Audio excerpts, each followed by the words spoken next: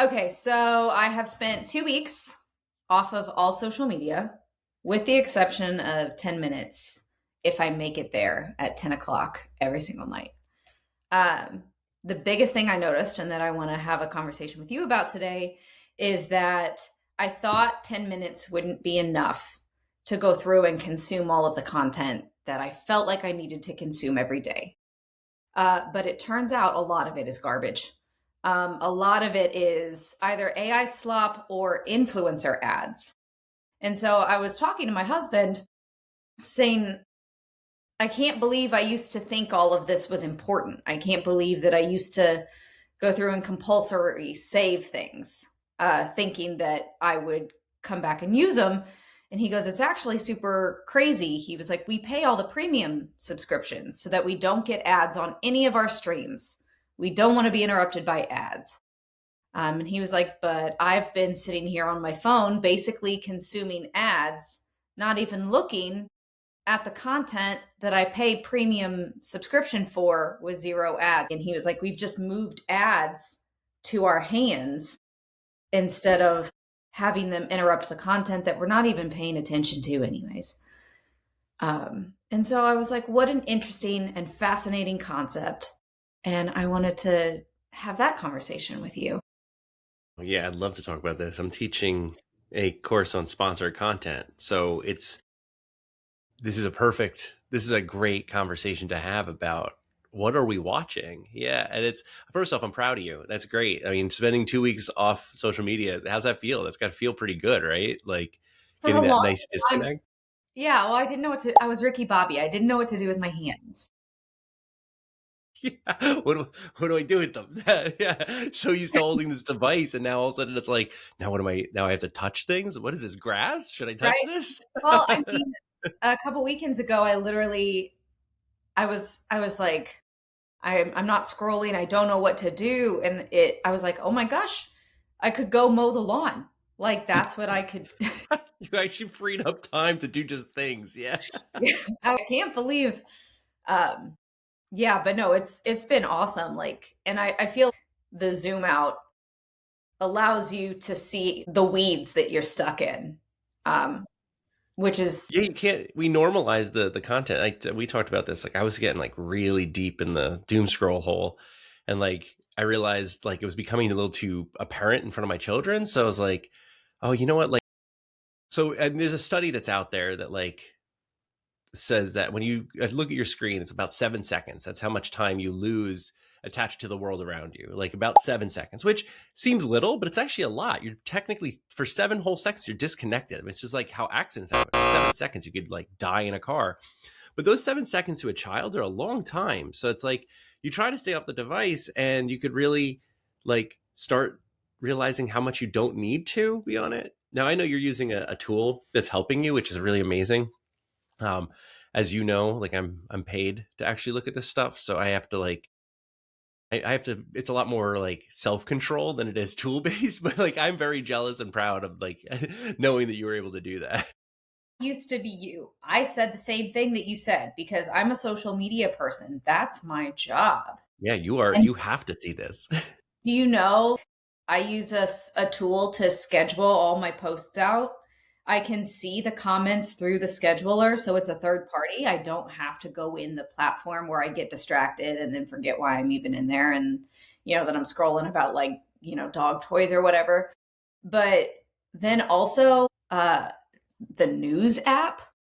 Now I actually get news from the news app, which is not awesome either, but it is different. And then anytime I absolutely have to be on, I can go on through my desktop, which as a millennial, that's for big purchases only. And so there's a zoom out that happens there. And The it's big not machine. right. It's not so consuming when it's on. Like I'm able to be like, I don't know. It's so different It when is also emotionally different. You're right. Like using the news app, especially it is technically news then you're reading the news rather than a newspaper, but it's also less histrionic. Like whenever I open an app like Blue Sky or Threads, and like before I do it, I close my eyes and go, what fresh hell am I going to see now?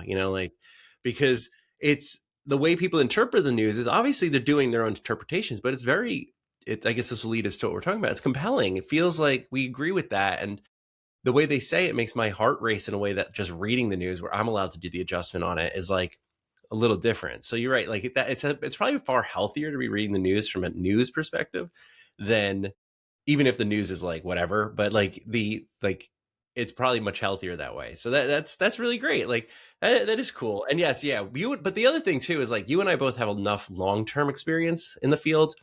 This is like we rolled a television where we were actually out in the field, and now like or film, and like now we're like the field is like a digital atmosphere, a digital environment. But you have enough sense now that like when you do have access to it and you see the feeds and you see what's being presented, I know you have an instinctual knowledge of what the trend is. Like that, you could feel the. I always say it's like you're a good weatherman of the internet. You could sense the barometer. Like if the sense is going up or down, and so you know where you are at any given time. It's not like you have to sit there and doom scroll to get it.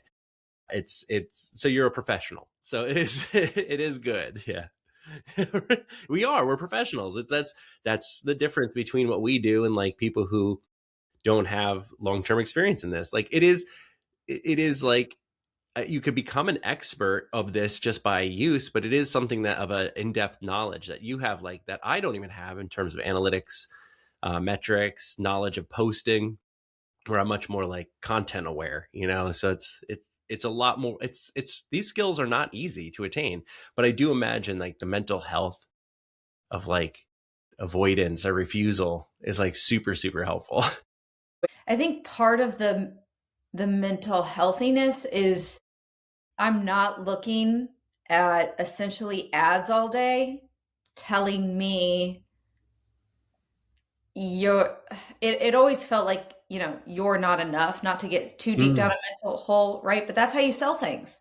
You sell things to make people feel FOMO. You want them to buy what you have, and you need to convince them that they need it. And part of that that's manipulation, and part of that manipulation is having to convince someone that they need the product that you're selling, whatever it is. B2B SaaS or clothes from Amazon, doesn't matter. right. It's the same Yeah. concept. I mean, we could take the romantic view of Don Draper and like just look at it and say like ads are made for you to feel like everything's okay, like that you're okay, which is a lie because it's a lie created by the ad industry to make you feel like you're not okay until you purchase the thing and then you're okay. And Hmm. that's yeah, it is. It's designed. I like it like you put as FOMO because yeah, it's a jealousy device, but it really is an inadequacy machine is advertising as an industry, which is that you as a consumer really need to increase your consumption in order to feel even. And then, of course, because time moves forward, that in the 1960s, there was this paper about something called the hedonistic treadmill, which is that you normalize every purchase. And so every time you get this like nice, cool feeling, it just becomes like normal. And then now you have to buy again. So you keep on turning it into this very, very standard treadmill process of like buying, owning, normalizing, and keeping on going. But I think the immersivity of advertising now is just like I'm gonna use multiple words as ubiquitous and omnipresent, just all synonyms for just being everywhere. And it is. It's like now you get like it isn't just an ad presenting a lifestyle that is fictional on a screen, and then you kind of have to be like, oh, I could aspire to that. Now it's like people, just humans. Just humans are marketing or advertising a product into your space, into your literal space, like intimately, because like the device, when you're looking at a phone, you're closer to the subject on the screen than you would be in real life. Like if somebody's inside your personal bubble when you're watching that. So ads are not only like there, but they're like close. It's not like an ad where you're watching on TV and you could still at least feel disconnected or at least have a distance to it, and then like have that buyer's consumer choice of being like, well, I don't actually need it because the commercial's gone away. But the immersiveness of the commercial being like in your palm of your hand, like there's no avoidance for that except for what you're doing, which is literally avoiding it. Well, and it's I mean, to take it deeper, right? The influencer ads, and I just saw this pop up on one of the creator Instagrams, that Masari and Meta run, is that you have the ability to put a link to whatever you want someone to purchase right there in the ad. And there's still that disconnect when you're watching it on your TV screen, right? But to have it in the palm of your hand in the most intimate device that you own and be able to say, I want that, boom, and have it be super instant. Um, Super awesome for the ad industry. Super detrimental to human mental health because um, I haven't felt the need to purchase anything. It's so awesome. I Interesting. used to feel overwhelmed by, oh, I need to have this kit to do this kind of social media stuff, or, I need to have this shirt to look this way on whatever, name that thing. And I don't feel the immediacy. Wow. See, that I think is the fix, right? Like, oh, that's gotta be such a intriguingly great feeling. Like, just to be kind of free of that. Like, Don't want anything. Like, yeah, this is exactly why they don't want you using those tools. The the idea of what Mosseri is doing, or Zuckerberg, is that a word that comes from Facebook. It's frictionless. It was I think Zuckerberg started using it. It's not for his, but it started using it around like the late 2000s, early 2010s. And it was frictionless consumerism, which is that, like exactly what you said, which is the faster you could pass somebody from the knowledge to the cart to the sale, is less chances of having somebody having buyer's remorse or cart remorse. So if you those buttons, those instant access to the productization of stuff is like part of the technology. It's a technology. And that's like, I think people forget too when they're looking at ads on screen, that they're looking at technology. It might be influencers like doing this, but you're actually just looking at how it is a flow from the product to your cart. And I think the only thing they've left to solve is like the speed and delivery, because now you can still make a purchase, but it's still going to be a day or two or maybe even three before it even shows up at your house. And so that is still a gap for them. But I think the first half, which they introduce a product that makes you feel inadequate, and you need to feel complete by purchasing it, that's done. And like influencers have taken the wall away. Like now it's like, now you're just talking to a friend who's like, you should buy this. Okay, I'll buy this. And that is an evolution of advertising that I think. So in my SpawnCon class, I've been discussing quite significantly that I think what we're looking at is just basically the birth of the next iteration of media. So as TV and everything continues to evolve, because I think we could easily say at this point that traditional media no longer exists, but exists in its structure. Like it exists as in like, we still make TV shows that are 22 minutes. We still make TV shows that are 44 minutes. Those still pertain to hour clocks. Like you still tune in at 3 o'clock for something that's appointment. But online, it could be 3 minutes, 58 seconds. It could be 12 minutes. It could be 45 seconds. Any of these times only matter to the length of time that the content matters. And it doesn't have to be a clock. Like your 10 minutes at night could be somebody else's 10 minutes in the morning. So there's no real attachment so much as like it's made for you. And of course, what you insinuated, what's probably damning for the companies by you not being on it, is the less you're on it, the less data they have to collect. So the less specific the advertising is to you, which is like the dream of advertisers since the Mad Men era. Like they knew they were putting commercials out, but a TV is like, you don't know who's sitting in front of it. You have no idea, like, if it's on in another room. You don't know if that ad actually got consumed. You don't know if somebody like who they are. You don't know how many people. You don't know if it's what your demographic is. You just know like that it is on TV. That's what you know. And you know what television show you bought it for. So you can kind of make an assumption of the audience, but the device itself had no capture ability. So it's like now, just by holding the thing, just by holding that device, like the data inside of a phone is nuts, because the time you have that at night tells the ad agencies a lot about you when you're accessing the media, like accessing it at night versus the day. The data of literally like how you hold the phone. Are you holding it vertically on a train? Are you holding it sideways and looking up at it? Like those pieces of data are accumulated into the machine to make them understand how you use machines. And when you use the machine, what type of data gets sold back to the advertiser so it delivers you the content it thinks you want. It's all predictive anyway. And typically the more you use it, the better it is. It doesn't mean it's perfect, but it does get better. And a lot of people enjoy ads. I think on recent surveys, like the surveys come back where it's like people prefer ads that are customized. People prefer ads that target them rather than ads that just exist, you know? So it's like it's a well done machine. It's figured itself out. I don't know. I just think about every conversation I've ever had where I had the ability to deliver a very personalized ad and having to have like a leadership level discussion about it because are people going to disqualify us because it's so personal and therefore creepy? And are we going to be removed from consideration because it's so personal? If people think we're creepy, they definitely know that we're pulling their data. And if we know that much about them, I know it used to be that way. I don't necessarily know if it's that way anymore because more and more and more people do it. But I've definitely been a part of those discussions. Wow, yeah, that's so interesting. Like you want people to feel like their ads are customized to them, but you definitely can't let them know you're watching. Like that is like you kind of cross the line between what is somebody's comfort level with what they're consuming versus the fact that you do know more than you're letting on. That is wow, that is wow, I don't that's a tough thing for people to really understand. You're absolutely right. That is when you're in those types of high level meetings too. I'm sure there are people in those meetings who are just like, get closer. And you're like, Yeah. no, you can't do that. Well, earlier this week during your office hours segment that you did, I was sitting here listening on my computer, and right behind my computer, I have my Amazon listening device that I will not say the name or she'll talk to me.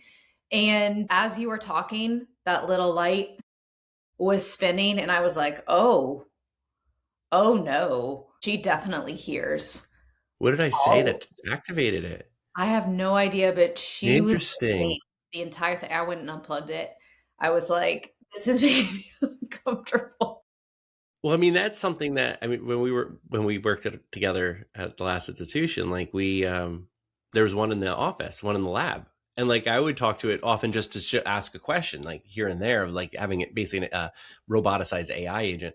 But like as a joke, I would often like add things to the cart because I know it was my colleague's cart. But it was it is interesting because sometimes it would just wake up and the device in my house too, which I don't have any bots and well, I'm not going to say its name here because I have too many in the ecosystem.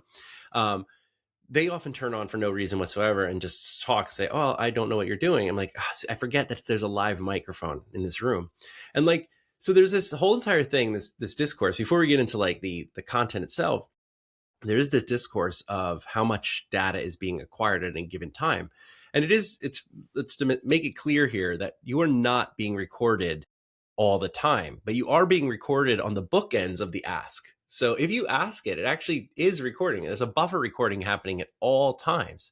In other words, technically, yes, it is recording you all the time. It's just deleting it right after. As soon as you activate it, it puts the playhead a little further back into the past and all the way into the future to hear what leads up to the ask. So it can use that data as keyword searches. And those keywords end up becoming like your new search algorithm. And so that's why when people are like, oh, it like it heard me or it like predicts something that I only thought of, I never said out loud. It's like, no, it's not actually reading your mind. What it's doing is comparing it to tens of thousands, if not millions of people who have said the word out loud because they're similar consumers to you. So now all it's doing is predicting something based on the cumulative audience that's out there. So the creepiness exists. I'm sure that when you're in a group of people and they're like, well, how do we make this ad marketing better? And you're like, we could, but it would freak the people out. you gotta like tone down the whole idea of like, we have the tools to make that happen, but the consumer doesn't like that. And they probably will not, or at least optimistically, it's not something that people want because I think what we'll talk about here is like, it's already at the point where advertisements are being delivered by our friends, like influencers. Like those are the people we trust. They're called influencers for a reason. And I think what you're getting at is like people forget that when you use the term influencers, you're talking about salespeople.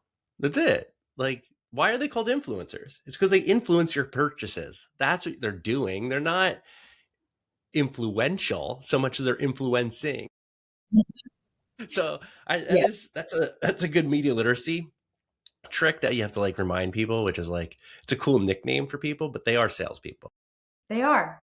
And the best salespeople integrate into the machine so seamlessly that they never actually say a call to action. Right. The best ones never tell you what to do next. You already know, and you Yes. already do it. Yeah. Wow. That's a good point. Yeah. Right? I think about it in terms of like, I like fashion, I like clothes. I see a girl's outfit on Instagram that I like. At this point, the algorithm has trained me to know the next step is I go to her link in bio, I click to see if she has an LTK or a Shop My, and I pull it up and see what the most recent posts are that are date stamped to align with that post. Yeah. So she's mechanical, it's like she knows the machine as well as you know the machine. She just knows that you're going to seek that pathway to do that. So it's like they've become contemporarily part of the machine itself. Like that. Wow, this is good. This is a lot to think about. So okay, so what's interesting, I think, about the immersivity, about the commercialization of everything, before we even get into the idea of Insidification, because this is like pre-Insidification. So Insidification isn't when influencers are influencing and making these types of things. There is another step that happens after this, which is eventually they become embedded in like the TikTok shop or the Instagram shop. And eventually they muck up their own content to the point where their page is unusable. That's Insidification. Like that spreads quicker because it's a lot easier to be creepy. And that's when you use the creepy data, the platforms themselves become terrible to use. They're just really hard to use because then you're only getting slop instead of information. So that's the next thing. But before we reach that, where we're at the point where influencers are like basically communicating with you as a commercial, they are just their version of content, the idea of sponsor content. And we're not even talking about brand integration where they're like, picking up a product and like putting it on the screen. They're like, they are the ad itself. And it does remind me of like this era. That's in my class, we basically talk about the fact that this is not new. Okay, this is how visual media has existed. The first hit TV show, 1948 through 1954, was Texaco Star Theater with Milton Berle. And it was called Texaco Star Theater. And so I always ask my students, like, what are they selling? Because if it's sponsored content, Texaco, the gas station, the petrol company, sponsors the television programming to host Milton Berle's Variety Hour. And it always has like interjections. So it starts with the Texaco men like cleaning cars, and in the middle of it's like they're the comic relief throughout the entire thing. And so I asked the students, I was like, what are they selling? And students are like, gasoline. I was like, they're not selling gasoline, they're selling televisions. They're making more people want to watch TV. So what they're doing is expanding the scale before they get to the next step. So it's like this, what we're living through right now is the Texaco Star Theaterification of everything, where all media itself is so sponsor content that they're selling the next stage of something, which I think is the next stage of device access or social media or minimization of external media. Because as we're going forward through media, like traditional media, it still exists and it still does its thing, but it's not as successful because, like you said, like avoiding commercials is what you pay for. You pay for the idea of premium TV or prestige TV, where you're like, oh, if I pay a subscription, I don't have to see the ads because I'm subscribing to it. But advertisers don't like that. Advertisers feel like then you're missing out on how to get some sort of piece of content that goes like to you that you would like to really see or really own. And it's like really hard for like the companies to agree to minimization of commercialization. No, I mean, what it makes me think of now is some of the companies have answered that the minimization of ads breaking up the content. And I think a lot about Apple, Mm-hmm. where they're making their own content. And if you watch a show like Shrinking, for example, it's one of the most popular ones on streaming services right now. Everybody has an iPhone, everybody has a MacBook, everybody has an iPad. You will not see another type of technology in that show. And they don't say it outright, which thank God, but it's very visible, right? It makes you see that. So then if you're wanting to become a therapist and you really like the show Shrinking, then you would say, well, obviously I'm going to go get a MacBook or, things like that. Yeah. That's another form of advertising that is a lot more low key, but I think only works if you have a hit TV show. That is such a good point. It is so different than traditional sponsored content. Traditional sponsored content requires, or even modern sponsored content, like content where brand partnerships, where the brand has to have its mention in it. It has to have a certain slug line or something in which like the brand itself has delivered pieces of the script to the producer to say, this has got to go on air. And like, I do remember, like, I've worked on a lot of SponCon, and one of the earliest was a reality show I worked on for MTV's College Network, the long defunct commercial thing. I still have its notepad. That's the MTVU logo. God, I kind of miss it, but it was like still stupid because it was still MTV, but just for like, look at that. Look at the early 2000s. The original short form content though, Yes. like MTV was just music videos. That's right. And music videos were an ad for the band, to sell tickets. And so the reality show I worked on was this several episode competition.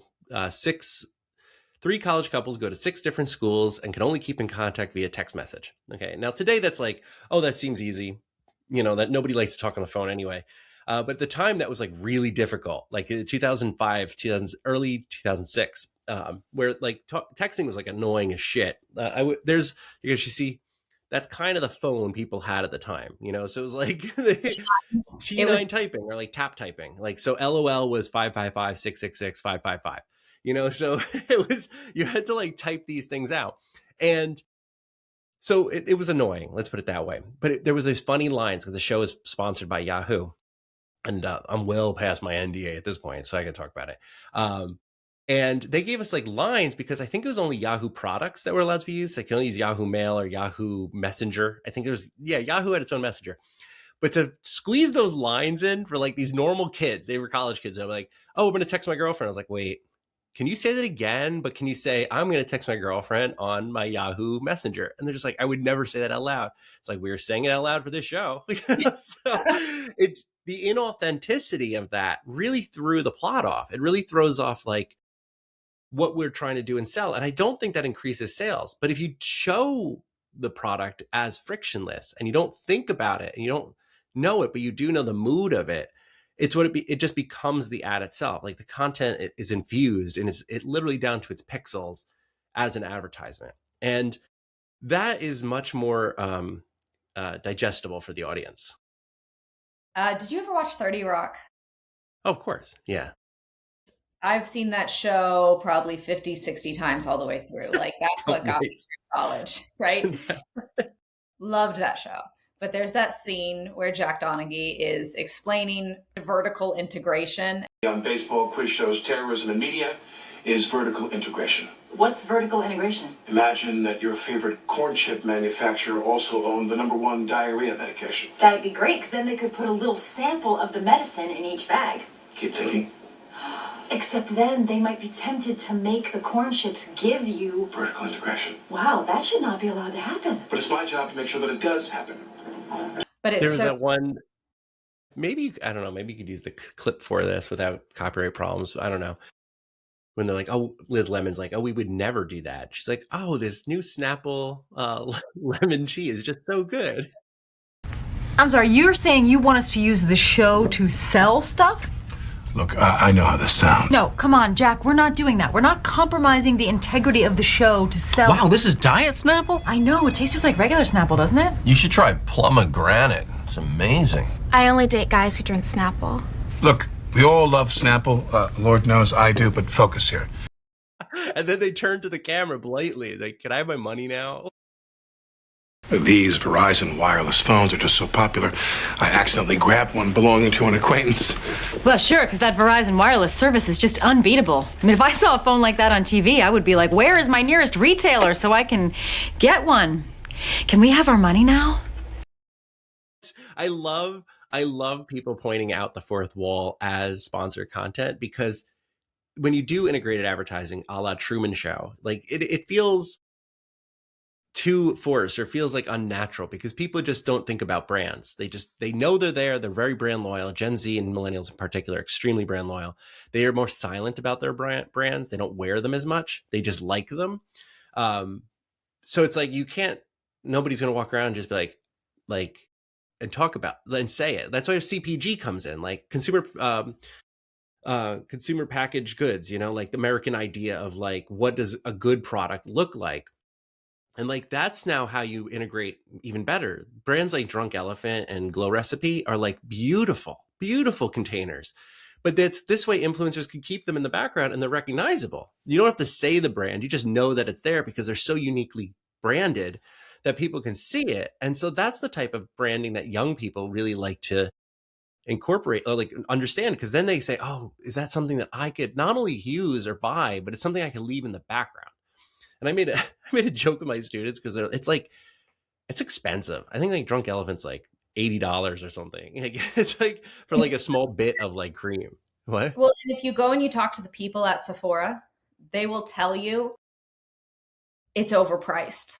Don't go buy this. Here is something that does the same thing, but because it's not in the Drunk Elephant packaging, you're getting more and it's less, like price wise.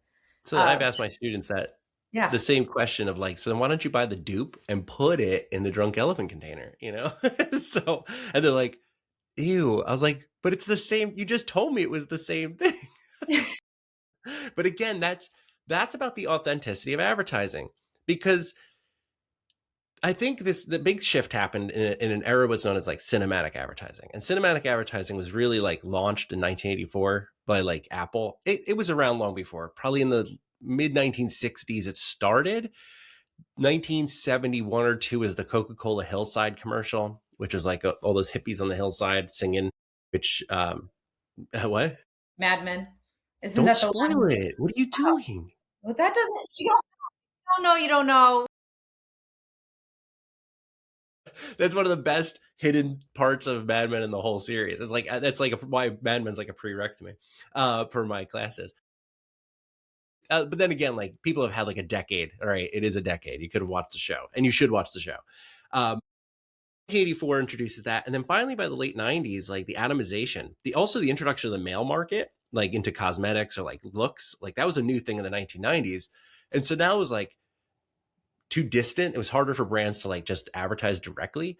And so like in the early 2000s, the cinematic ads appeared, but that was also a reaction to the technology of DVR. Like now you buy premium streaming, like the streaming wars are so different, but people forget like DVR and like TiVo was a huge threat to the ad industry. TiVo was such a strange technology because it basically created the idea of streaming. It would start a show about 8 minutes late.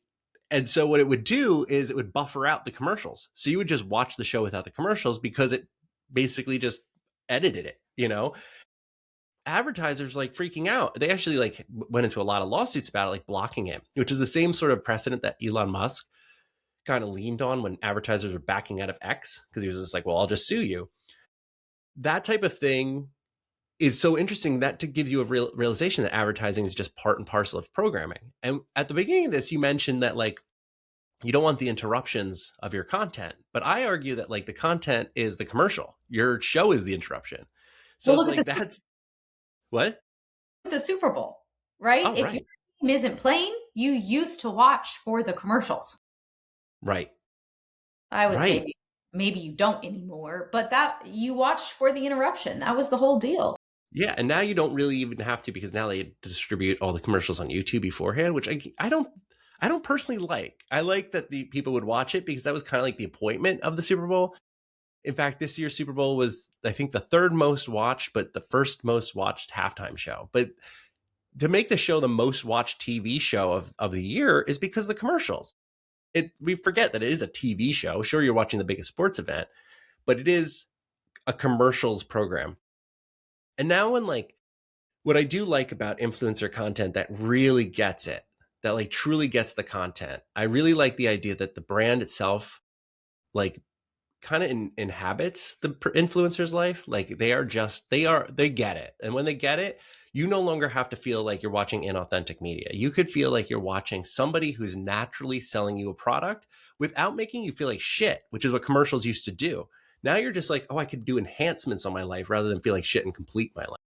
Mm-hmm. It's very aspirational.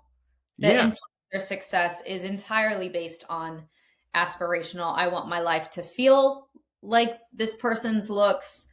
I want it to be beautiful. If my house was designed by this interior designer, then my life would be beautiful in the way that this person's is, and I'll just buy all their stuff. Which is kind of hilarious to me, because that aspirationalness that is really popular with the influencer, we all end up buying the same exact stuff. And we essentially just become clones. Oh, wow. Yeah. So it almost works against itself. Oh, interesting. Wow. That's an interesting endpoint. Okay. I'm glad we're talking about this. This is like helping out with my class. I'm going to make this part of my class lecture. This will be nice and easy homework. In the 1940s, when everybody returned from World War II, Levittown was developed, the invention of the suburbs. The invention of the suburbs did a really weird thing to commercialization. And I always tell students, like, everything you've ever known in your entire life is really just 80 years old. All of history really doesn't apply to what you do in the current life, especially including plastics, you know? But what was interesting about Levittown and the suburb was that everything looked the same. The houses were basically stamps. The cars were stamps. So what mattered most wasn't the exterior of the house anymore. It was about the interior, what you would own that would make you different. It was that term, keeping up with the Joneses. And like the KitchenAid appliance was so interesting because it was like, that's where the colors came from. They don't have to be different colors. They still do the same thing. But the fact that you are now unique. But what you're saying is so interesting, because in the age of atomization, where everything is so unique and different, conformity is the opposite. Now it's like everybody buys the same thing. So the interior is the same, but the exteriors are different. And so that's a strange evolution in terms of consumerism. That's something to think about. Think about it a lot. Like, you have to have this bag. It's the specific bag in the specific color. And if you don't have that exact bag, take the Birkin, for example. That's a very extreme example. Mm-hmm. But I think it proves the point. You can't just go out and buy a Birkin from Hermes. You have to go through a thing. It doesn't matter if an influencer is selling it to you or not. You still have to go through Hermes. You still have to be on a waiting list. You still have to wait a certain amount of time and spend a certain amount of money. You still want the specific color, because if it's not the in-season color, then you don't have the it bag. It doesn't matter. It's if you go buy it from a reseller, it might be a couple of seasons old and therefore doesn't have the look that you want. Like, it has to be the shoe, the thing. And essentially then what we're all doing is buying the exact same thing, making it way easier on the companies that are selling the products. They only really have to make the one. There's not a lot of consumer choice. And so that those choices are actually being taken away from us because of the influencer marketing, because we're actually really only selling a singular. Right. Oh, yeah. So interesting. It's my turn to make it depressing this time. Usually you do it. Yeah, that's a rough. It just makes, it's like, so I always tell students that whenever they see an influencer hawking something online, they're seeing their influencer hawking it. And when I ask my students, like, what their product desires are, you're right. Like, they were all desiring the same thing. And last fall, it was the Rode cell phone case and Rode. Yes. But every semester is something different, but they're all, the cell phone case, the Rode thing, which I thought was interesting because it's productization of like a lip balm. And so every semester is something different, but the weird part, what you just mentioned, is like, it is the same thing. So now you have like 40 different influencers selling the same thing rather than 40 different products selling through one thing. Wow. Yeah. Oh, so that's an evolution. Like, now we're going to see, I think, when that becomes normal, does that mean everybody's watching their own Texaco Star Theater, just a different version of it, and they're just buying the same thing, but they think it's individual and unique because it's just different than someone else's, but it's really just the same thing. A different influencer, then, you know, you and I have different influencers. They're probably selling the same thing. But you believe it because it's coming from your person. And I believe it because it's coming from my person. And yet we both have Rode lip gloss phone cases, even though we probably don't have any use for them, you know? Yeah, but just because it's about keeping up with the Joneses. It's about showing the glow recipe, the drunk elephant, or the Rode case, because that's what you're showing, not the usage of it. It's the fact you've made that purchase. Well, this is, I guess we're going to go, at least here's what my optimistic takeaway that I always leave the students with is, at least we're going to see the change together. All right. It's new and it's different, but at least we're doing it together. It's not like a story we're telling in the past. It's something that we get to watch as it happens. Yeah. Awesome.